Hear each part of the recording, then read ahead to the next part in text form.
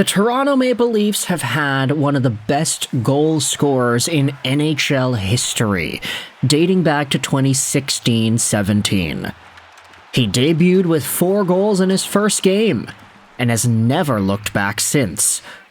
Ladies and gentlemen, Auston Matthews is the subject of today's video, and a commentary piece published by Nick Kypreos that questions the actual long-term future of Matthews in Toronto. Now you can say, hey, his future was never guaranteed with the Maple Leafs and with this city. His contract goes on till the end of 2028, making $13.25 million a year. The contract expires as a UFA, so it was never really up to Toronto if he would stick around long term. 2028 is just 2 years into the future. And while it's true Auston Matthews has seen better days in his National Hockey League playing career, he has been a very consistent goal-scoring machine, although I will say there were some years where he had scored way more goals than others. The 60-goal season with 100 points in 21-22 was awesome. The 69-goal season with 107 points in 2024 was even better. But you can question whether or not that season ended up hurting Auston Matthews in a way that we may not see him recover from, ever. Injuries, wrist issues, goal-scoring consistency. He still got 78 points and 33 goals last year, and this season he is on pace for 72 points and 43 goals. He's effective, but maybe not as effective as he once was. And with the departure of Mitch Marner, you can definitely say that a lot of the playmaking surrounding Auston Matthews has taken a hit as well. Which is why we head over to this piece published on the Toronto Star by Nick Kypreos earlier this morning. It's an opinion piece that talks about how Auston Matthews may have quietly given the Maple Leafs an ultimatum 3 years ago. And now, the clock is ticking. The article dives into how Auston Matthews recently came back to the Toronto Maple Leafs and how he's been playing pretty well. The Leafs were not getting a lot out of Auston Matthews before Christmas, and now he's looking a lot better. He started to score at a really great rate once more, and whatever injuries or issues he was dealing with before the holidays, it seems like he's totally flipped that conversation in, up, and over his head. Now, we'll go out there and read the rest of the article here. The question is, though, even if Matthews can stay healthy and maintain this level of play, will it be enough for the Leafs to return to the playoffs? We've seen him go nuclear before, only to watch this team crumble defensively when it matters most. Scoring has not been a problem for the Leafs this year, but structure and commitment have been. Toronto had the 5th most goals per game in the NHL heading into Wednesday's slate, and the 7th most goals against. If this group continues to bleed goals at the rate they are, Matthews' offensive resurgence won't mean anything. And here's the difference, which Leafs fans who have become accustomed to automatic postseason appearances for 9 years now may not actually believe. Missing the playoffs is a real possibility. If that happens, things might get really uncomfortable. Matthews could be approaching the same territory Connor McDavid now occupies in Edmonton. After this season, both superstars will have 2 years left in their contract, and that the clock is ticking. Everyone on the planet understands McDavid has essentially given the Oilers an ultimatum. Build a Stanley Cup caliber roster, or I'm gone. Matthews has quietly done the same. When Matthews signed that 4-year extension in 2023, it wasn't about money or commitment. It was about maintaining leverage in the prime of his career and, most importantly, a chance to reassess whether the Leafs organization is still matching his agenda in 2028, when he'll turn 30. If the Leafs didn't comprehend those circumstances back then, they certainly do now. Building a legitimate contender isn't a luxury, and when you have a generational talent at the helm, it's a requirement.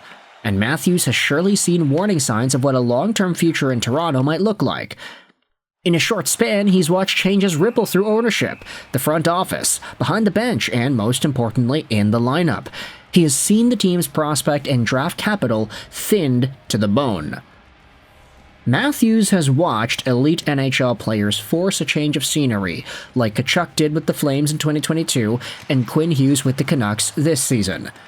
Could he consider the same? You know what's interesting? One of the most viewed videos on this YouTube channel is something that follows a very similar thought process.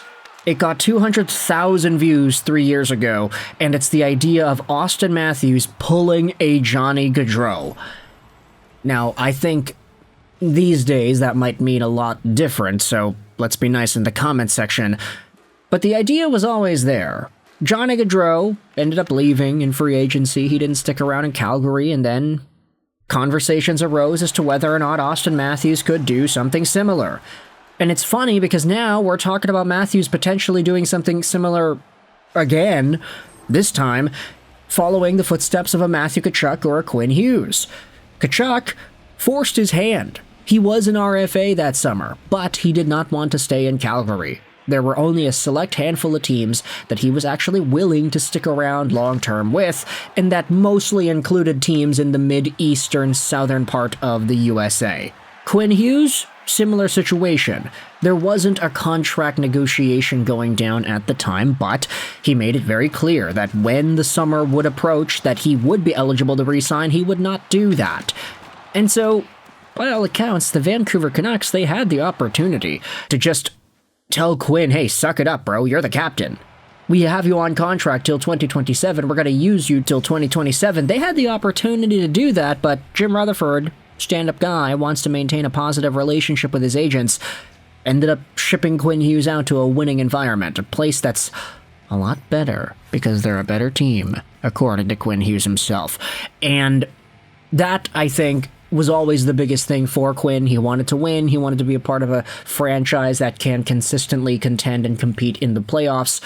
Auston Matthews, I would assume he has similar ideas. The Maple Leafs had made the playoffs every year, essentially, when the Matthews era was going on, so obviously there's some fuel there, but whether or not he has the same standard that a Quinn Hughes does, where it's like, if the team is showing signs of faltering, if they're showing weakness, if they're showing vulnerability, then hey, I don't want to stay here. I want to go someplace where they can consistently at least make the second round, a place where I can show off my talent and maybe not even be scrutinized by the bulk of pressure in the community like I am in Toronto. Is it possible? What teams do you think could be in the mix here? Before, it was easy. We made our Pulling a Gaudreau video focusing on the lens of teams in California, Vegas, and Arizona. Those were all in the area that Matthews is from, and so I guess it was the easiest connection to make. Unfortunately, though, the Arizona Coyotes, Phoenix Coyotes, they don't exist anymore. So, could Auston Matthews go to Utah? I guess that's the new conclusion-based scenario that we're looking at here if he does decide to up and away leave. If he becomes a free agent, then okay, he'll have all the control as to whatever happens. If he decides to just cash in on whatever contract he gets offered, let's say the Vegas Golden Knights are able to say, hey, we got some tax-free shenanigans going on here. Let's offer Auston Matthews a $17 million AAV deal in free agency. Why don't we do that? And then he's like, okay, great, tax-free. And he can go over to Marner's place as well. Okay, goodness forbid. I did not just entrance the entire world with that sort of voodoo. Let me know your thoughts in the comment section below about the idea of Auston Matthews pulling a Quinn Hughes, pulling a Matthew Tkachuk, leaving Toronto, and forging his own legacy elsewhere. Do you think it's possible? It worked for Tkachuk. He's a two-time Stanley Cup champion. Thoughts in the comment section below. I hope you enjoyed this video. And bye.